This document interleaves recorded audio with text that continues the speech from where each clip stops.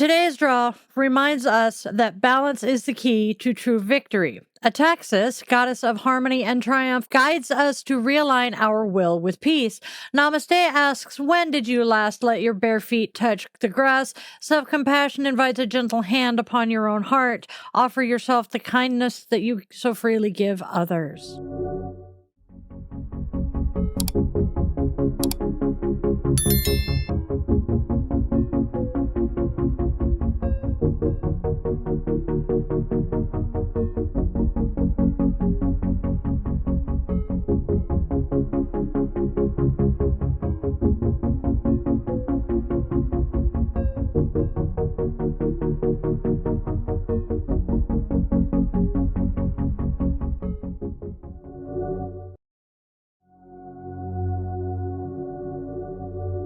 Namaste, my witchlings! Welcome, welcome, welcome, one and all, to Daily Divinations and Self-Care.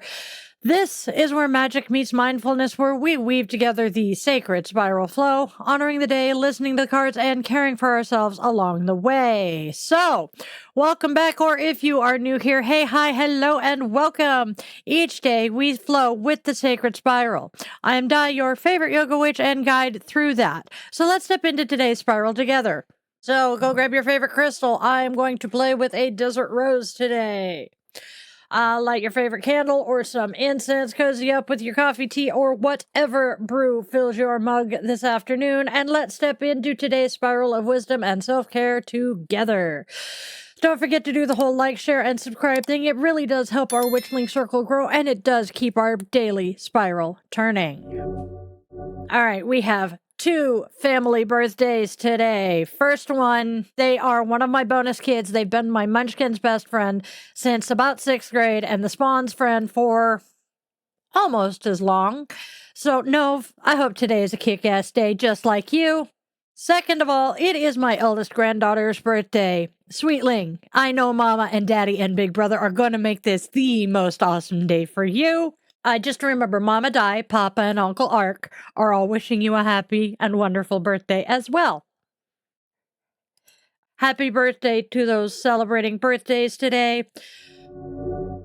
How you doing, Will? We are sending healing juju to Will through his post-operative and to anyone with a loved one dealing with some tough situations right now. As I light this flame, may our light be a beacon of hope and love in the darkness for those stumbling and lost along the way. I also hold this light for survivors and victims of gun violence in the United States, remembering them eternally in our circle. And now with the lighting of our candle, our sacred circle is closed, and we invite the ancestors to be with us here today. Now, let's go take a peek at what holidays are weaving their way through the spiral of this day. We got some good ones. National Men Make Dinner Day. Sometimes the most sacred alchemy happens in the kitchen, the chopping, the stirring, the tasting. It's spell work made edible. Today, let the menfolk wield the wooden spoon and learn that magic is not gendered. Love is the seasoning, intention in the simmer. If someone cooked for you tonight, what would you most hope they served and why? Remember, nourishment, be it feeding others or yourself, is an act of balance and reciprocity. This one was chosen for a reason. I am a proud saxophone player. It is National Saxophone Day. There is just something about the way a saxophone breathes. It doesn't just play notes. It pours out soul. Every tone vibrates through your bones like a heartbeat in sound. Music, much like magic, is intention carried on air. It's prana turned melody, the breath made art, and when I play, I feel the exact same flow I do on the mat. Inhale, expand, exhale, release.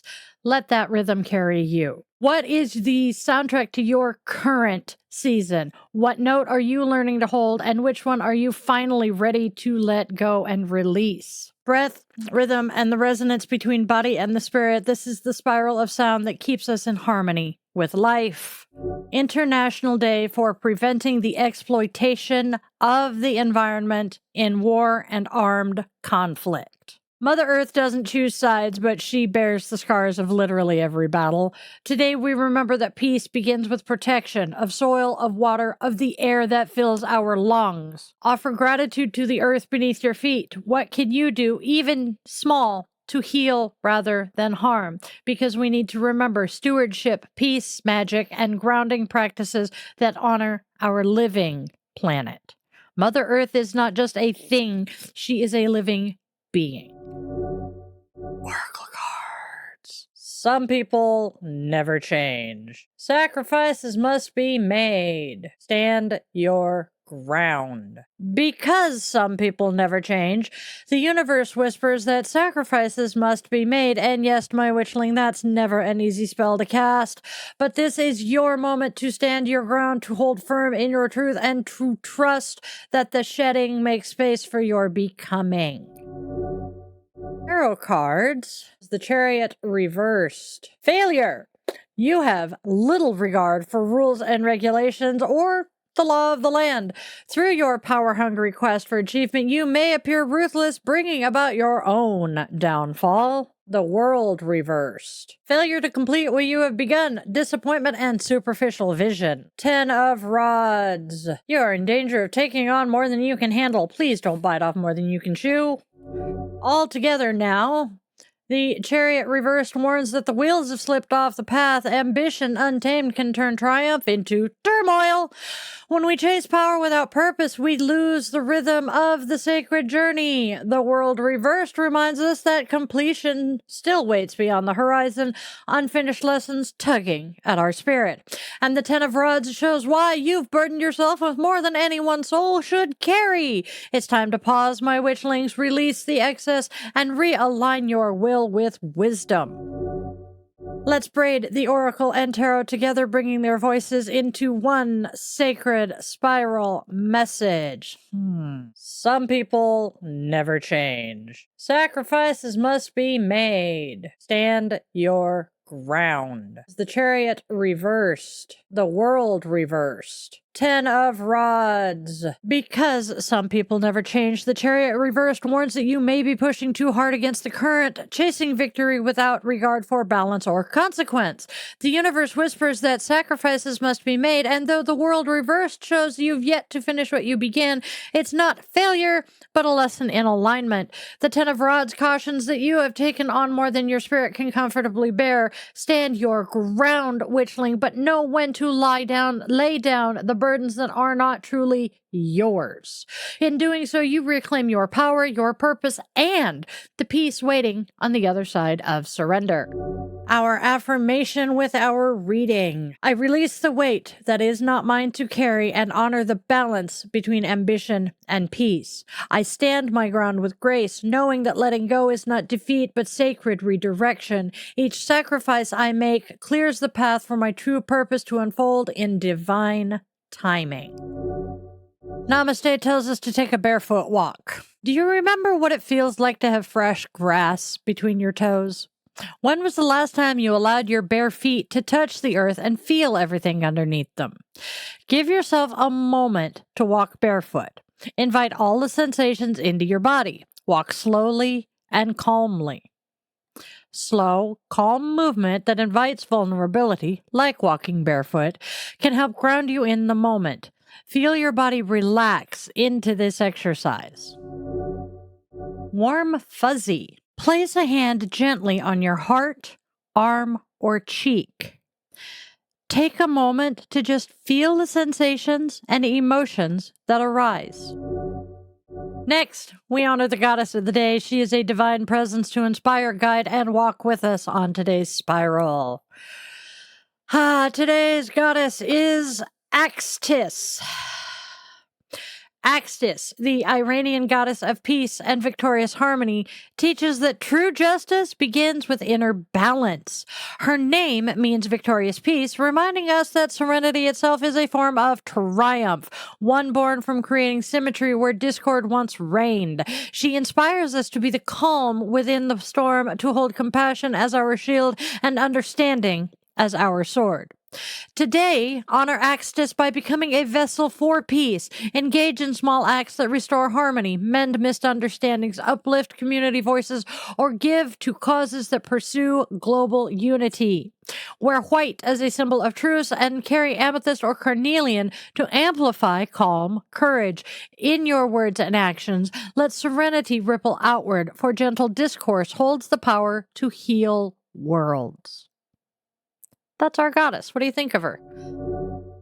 We now have our wonderful little moment of Zen, a teaching from the Little Book of Zen to carry into our day. We have a quote from D.T. Suzuki and a little bit of information about the man. Zen, in its essence, is the art of seeing into the nature of one's being, and it points the way from bondage to freedom. In a historic feat of cultural transmission, the lay Zen student and scholar Daisetsu Teitaro Suzuki, 1870 to 1966, introduced generations of Westerners to Zen Buddhism. Beginning with a translation of Ashvaghosha's Discourse on the Awakening of Faith in the Mahayana, D.T. Suzuki published dozens of books and articles that clarified Zen for Westerners. Avoiding both historical and philosophical analysis, he presented Zen as, quote, a wafting cloud in the sky. No screw fastens it, no string holds it, end quote. By the 1950s, when he settled in New York and taught classes at Columbia to the likes of Eric Fromm, John Cage, Karen Horney, and others, Suzuki had caught the popular imagination. His books, direct, humorous, grounded in experience and scholarship, were turning up in paperback. He was profiled in The New Yorker and interviewed on television. In Thomas Merton's words, quote, in meeting him, one seemed to meet that true man of no title that the Zen masters speak of. And, of course, this is the man one really wants to meet, end quote. Zen is the ultimate fact of all philosophy, wrote Suzuki. That final psychic fact that takes place when religious consciousness is heightened to extremity in Buddhists, in Christians, in philosophers. And that, my friends, is our moment of Zen. All right, my witchlings, it is time to wrap up the show for the day. So, as we open our circle and extinguish our candle, we give our eternal gratitude to the ancestors for joining us here today. Here is our closing blessing for today. May you find balance where burdens once weighed heavy and stillness where striving once ruled. Let the earth beneath your feet remind you you are held, and the touch of your own hand remind you that you are worthy of care. Breathe deeply, my witchling. Your peace is your power. Namaste, and blessed be. Just a quick, teeny, tiny little reminder. This channel is supported entirely by the Witchling community. There are no corporate sponsors here, just magic and love. So please do the like, share, and subscribe thing. All right. Now, my darlings, my loves, my witchlings, let's go out and spread love, joy, and kindness because there's already enough darkness and hate. Please, let's try to be beacons of hope and light and love for those lost in the dark. Tell your loved ones whether they walk on two legs, fly with wings, curl up in fur, glide with scales, or tiptoe on tiny paws and claws, that they are absolutely precious to you. Moments slip away far faster than we expect, and those last goodbyes often come way, way too soon. And please, my witchlings, always, always, always remember, you are loved, you are wanted, you are needed, and your purpose here is real, even if you have yet to discover it. I was 45 before I did. I love you guys to bits. Namaste, witchlings.